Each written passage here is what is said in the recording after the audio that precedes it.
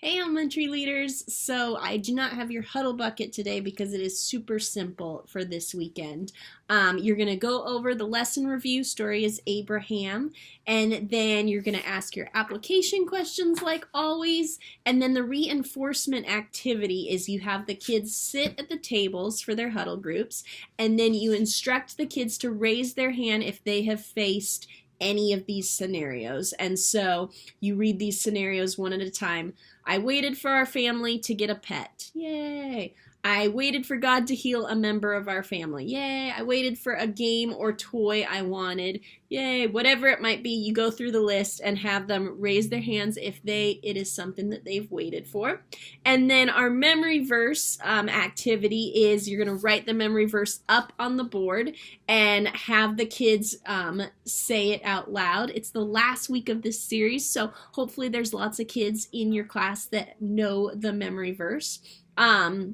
And you're going to have them say how this verse might have encouraged them during the week, how this verse, something that they've learned from this verse, and then have them ask any questions about the verse. And write these stories down. If there's some cool stories, please let us know, because we'd love to hear those things that the kids have learned from this verse. But I wanted to start doing a quick tip each week for teaching, and so this week's quick tip is to use stories from your own life while you're teaching the lessons. And so kids love it when they hear different stories that have actually happened to you personally. And I think this is a great weekend to start that, because we're teaching the kids about waiting on God, and we have all waited on God for something. And so you can tell a story, 3 things about this. Just quick tips on the quick tip.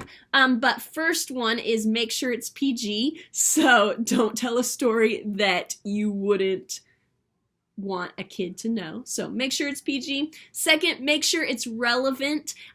Kids might not understand stories about you and your coworker and a conversation you had with them, but they would love to hear stories about when you were a kid. So share a story maybe of when you were a kid and you waited for something.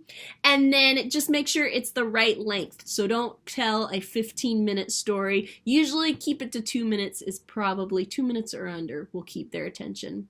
So, that is it for today. See you this weekend.